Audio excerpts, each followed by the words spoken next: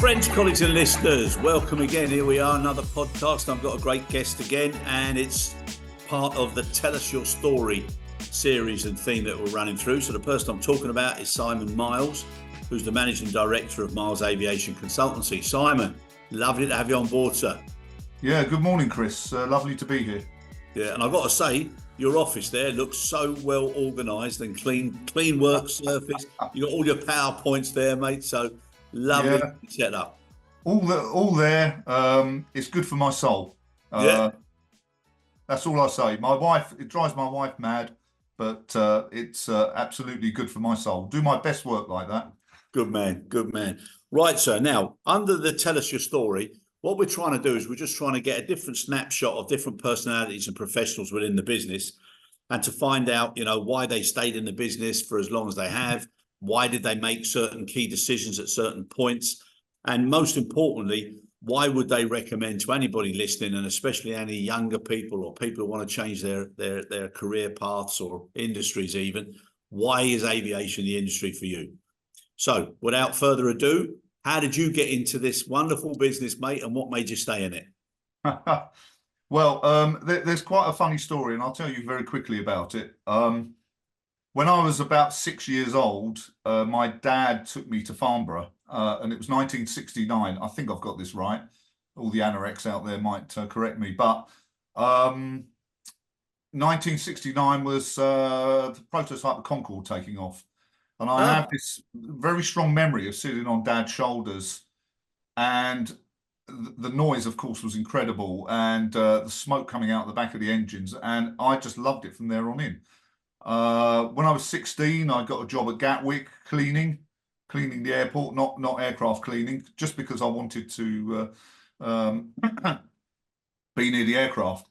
When I left school, I didn't immediately go into the industry, but one morning I actually was unemployed for a little bit. And one morning my dad woke me up and said to me, right, there's a new job centre open at Gatwick, I'm taking you up there. And he gave me enough money to get some lunch, but not enough money to get the train home. So he came and picked me up later on.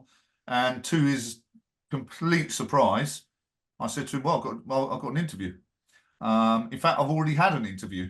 And I'm going back for another one, and that was my first entry in. That was Garuda, Indonesia, back at Gatwick in 1982. So I was 18 years old then. Since then, sort of progressed through. I stayed with Garuda for 6 years. Then I went to Emirates. Emirates at that time had 2 aircraft, and were not quite the airline they are right now. I often say, I joined this company called Emirates. I wonder whatever happened to them. Well, we know what happened to them. I stayed 10 years there. Gatwick, Heathrow, duty manager, station manager. I had 2 years in Dubai as an auditor. Nice one. My first audit, actually, I thought I like this old auditing lark. My first audit was in the Maldives. Oh, that's a tough one. Yeah, no, absolutely. And I thought, I quite like this job. This would be a good job. So, I spent 10 years with Emirates, had a year or two outside the industry, where, in fact, I did have a sort of dabble in consultancy, but I was still quite young at the time and pretty inexperienced. Didn't work out that well.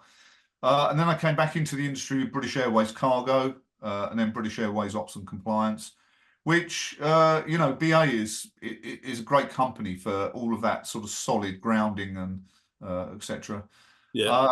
Spent a year with Qatar Airways down in Dubai, down in Doha, and then in 2005 went to Virgin Atlantic as ramp standards and compliance manager. So, stayed there for 10 years and then left and started this. Okay, right. So, I mean, if this was football, you'd be a journeyman, and you've been with some of the big clubs and some of the smaller clubs. But that's a great way of learning. So, obviously, your specialisation there now is in compliance, auditing, various contractual controls, etc.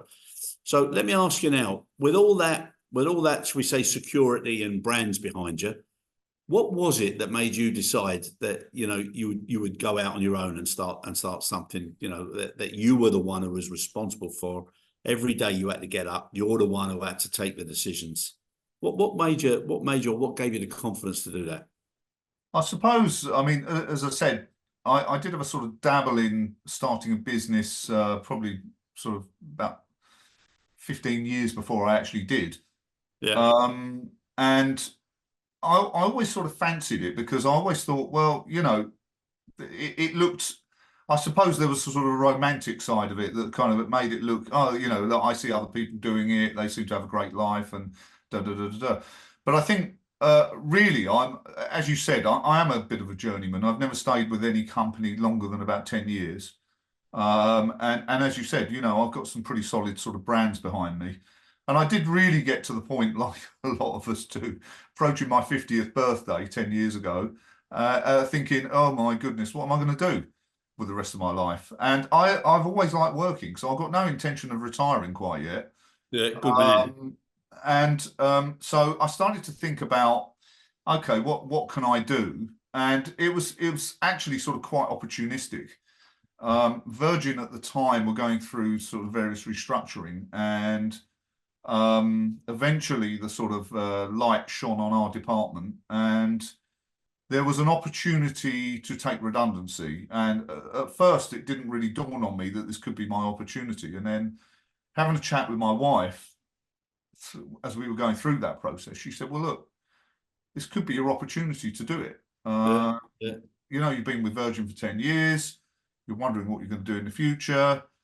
So that's basically how it came about. I took redundancy and eventually started this. It wasn't quite as straightforward as that, but yeah. No, I understand. I understand. And it's but it is a funny new world, isn't it? Because everything that you do and products or services that you do, you really do have to focus on, are they going to be of value? Will there be a good ROI for the customer, the client? How do yeah, you measure that? How do you put yeah, it across? How do you maintain customers?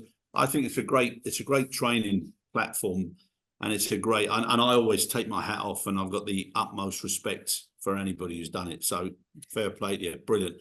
Now, can you just explain to us a little bit? What would you say are your specializations? Your go-to toolkit. What is it that makes you, Simon Miles, known for this particular element of the business?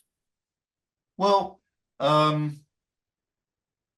I guess, I mean, throughout my career, my entire focus has been on sort of ground handling, ground operations. I've always either been frontline or within various sort of head office management teams. And I think that, when I started the company, that's really what I wanted to focus on. That's really all I knew. Yeah, But of course, what I didn't realize was how little I knew about running a business. yeah, That was the other thing. But I can remember when I first sat down with a friend of mine a couple of months after I left Virgin, we said, right, okay, let's get this business up and running. He asked me, well, what services do you want to provide? And he asked me all the right questions to get it focused on. At first I was like, yeah, consultancy, but consultancy for what? yeah, And gradually we've kind of honed that down a little bit over the years, because I guess at the time I'd made this jump, but I kind of had a vision of what I thought it would be, but it's turned out to be something slightly different, but probably better. So, I mean, we focus on compliance, all within the ground operations, ground handling field. Compliance, processes, so aircraft turnarounds, optimization of sort of processes, etc. We're currently doing quite a lot of RFP work, yeah. which is really interesting. I find it really interesting because there's a real opportunity to make some changes there in Huge, the huge. way the industry works. No, exactly. Now, right. So with that sort of specialization, so just to pinpoint a few things now, what do you think are the challenges that you're seeing that are either similar and haven't really changed much because of the legacy element of them, or what ones are now suffering because of the industry and the global pressures with, high attrition levels, little succession focus, compliance is suffering because there isn't the same depth of practical training. There's a lot of LMS and a lot of tick box items, but what do you think are the main challenges that the airlines, handling agents, airports, regulatory bodies that are facing at the moment? Well, I think, you know, we work within a really sort of complex environment with everything that we have to sort of focus on. You know, compliance with industry requirements, regulations, et cetera, and it's a really sort of complex thing to sort of get your head around. And I think companies struggle with that. And I think, you know, through, and as you know, we've been through the pandemic, that really had quite an effect on the industry. I think it stripped out a level of expertise and competence while everything stopped, particularly here in the UK. Yeah, And to rebuild that has been quite challenging. But I think the other thing is that I've always thought the industry, as much as I love it, is still a little bit old-fashioned in some ways. You know, it's we're quite slow adopters for change in some ways. yeah, And you know, one of the things that I've started to identify is that there's clearly some sort of better ways of doing things.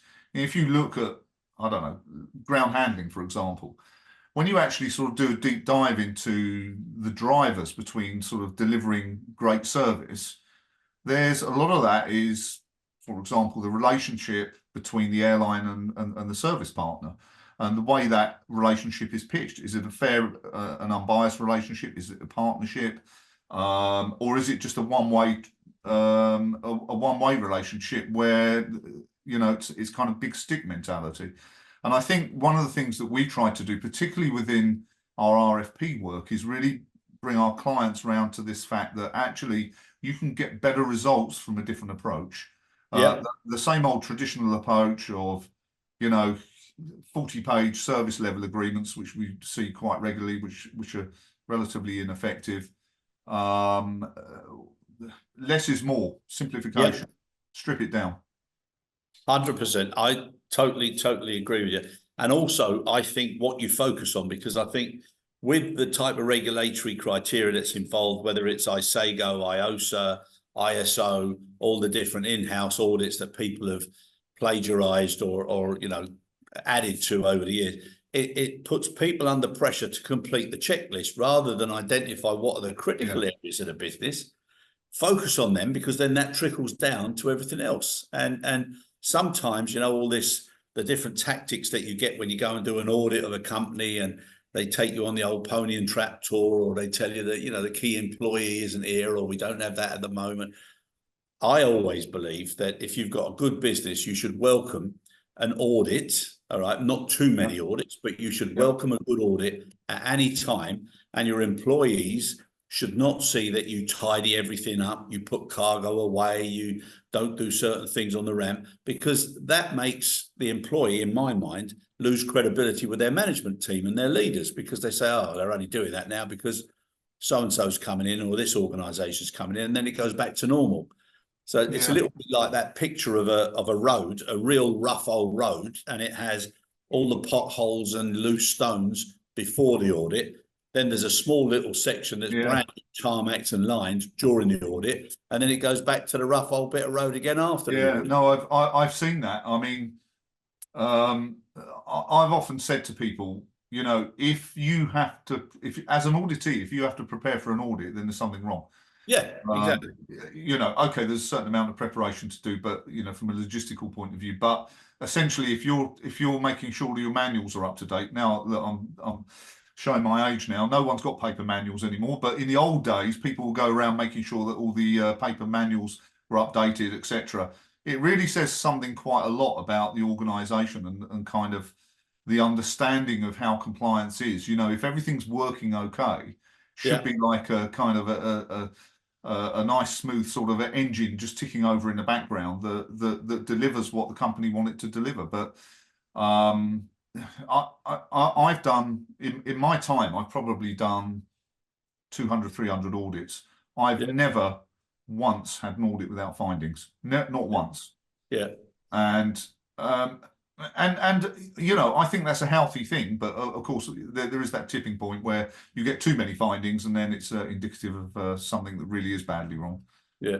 No, I agree with you, Simon. And do you know what I don't understand? I don't understand why, you know, heads of or you know, some CEOs that I know as well, and they've actually said, I do not want to have any findings. And especially with like IOSA audits and stuff, I just think if you get a finding, it's a little bit like going to the doctor when you're not feeling well. If he just takes a quick look at you when you come in the door and says, "Well, you look okay, don't worry, go out again," you're sort of, if you feel it, I would anyhow, I'd feel a little bit hard done by it. You know, you'd say, "Well, no, hold on, I want the full service now. Yeah. I want you to check." And if you do find something, the earlier you find it, the better it is that you can address. So I would tend to agree with you. I think I think some of the problem has been in the past. Excuse me. I think on some occasion the quality of auditing is not always been where it has been, correct. and I think that potentially creates a sort of bad reputation for the whole sort of theory of auditing, where people think I can remember when I worked for British Airways once. I was out auditing, and a guy said to me, "Oh, yeah, if I tell you anything, I might lose my job." Yeah, my God. And it's like, okay, well, and I think it's up to the organisation to really sort of pitch this properly, and make sure that sort of particularly sort of induction training has content which really sort of promotes this sort of checking activity. It's a normal part of our activity. It's healthy. It's good. If it's done properly, it really will produce results. Yeah, no, I agree. And it sets the culture, and it includes employees in a storyline. And if they feel that they're working for an organisation that's got a very open, transparent, and fluid, outline, but with all strategies, you have to have tactical alignment and you have to be able to pivot. That's part of the game. A little bit like the football management, how quickly people turn on leaders if they don't see that something is making sense in their eyes. But if the eventual outcome is good, and again, the similarities with poor old Southgate and the England football team, all of a sudden, oh, yeah, oh, no, it's great now. But I think that leadership has to be born from somebody who wants to see the feet on ground level and the real operational expertise, wants to see them do well and for them to understand where the business is going. Not Yeah, and I think with crazy metrics and things that they can't relate to. But I think, yeah, and I would totally agree with you, Chris. And I think the thing I don't always see when I go into organisations is a vision or a plan. Certainly, when we do projects, I've always got a vision of what's going to work, what's not going to work, what the eventual outcome is, what the desired outcome is, and we focus. I make sure that we do a lot of work with the client to make sure that we know what it is that they want from this. I don't want to hear the dreaded words. That's not actually what we ask for. Yeah. But when you go into a lot of clients, it's quite strange when you realise they're bringing you in because they don't have a plan or a vision, and they're kind of expecting you to perhaps be the proxy for that. Yeah. When really we're not. We're the people that, certainly in my role now, we're the people that try and deliver your vision. And if you don't have a vision in the first place, it then becomes quite problematic. Yeah, but I agree with you there 100%. Sometimes, though, the things that you'll be bringing up and the things that you'll be pitching forward will help them paint their storyline or their vision. And I think that's what they also want. But I think too many organisations and levels of people, and especially when they've got external pressures, they're so busy being busy, they're not busy being better. And they're not able to focus on the critical. It's always on the busy, the things that are going on. That I've got to do this, I've got to do it, I've got no time for this. There's hundreds of things to do, and you don't realise how difficult it is. But people have got to step back in every walk of life and stop being busy, start focusing on being better. I couldn't agree with you more. Pretty much, I think almost without exception, every client we've ever had, and certainly all the clients we have now, you'd see that really quite comprehensively. It's a firefighting job. Not enough time is going into this or that or whatever. And the quality suffers ultimately. It's very, very difficult. It's even with my business here, we're very, very busy, but I really do try and avoid this firefighting thing. I really just try to make sure that actually There is a proper strategy for what we do. If we can't do some work for a client, then I'll be honest with them. You know, sorry, we don't have the bandwidth or whatever. What I don't want to do is do a terrible job for them, because actually, ultimately, that's not going to benefit their business. No, exactly. No, 100%, Simon. Right. Now, I don't know whether you'll be surprised or not, but we're coming to the end of the time period now, and it's flown Wow, by. it's gone quickly. I could carry on talking to you for ages, mate. Yeah. But what I'd like to finish with is, so with everything that you've done and your experience of the business, the challenges, the opportunities, etc., what would your message, your one message be if you were speaking in front of a mixed group of youngsters who wanted to get into the business through a more practical apprenticeship type format, or people with degrees who wanted to come in and specialize and influence the future of the business, or people with AI interests, or people with legal, financial, catering, fueling, whatever it is, anybody, what would your words be after looking back on your experiences? What would you say to them as to why they should come into this wonderful business? I think this business is how can I put it? It's a very broad business. So there's a lot of avenues and a lot of career directions you can go in. You can enter at one point and you can exit at a very, very different point. And working with airlines or ground handlers, there's opportunities to really see sort of firsthand how things work and operate. You interface with customers, people, passengers. Every day is different.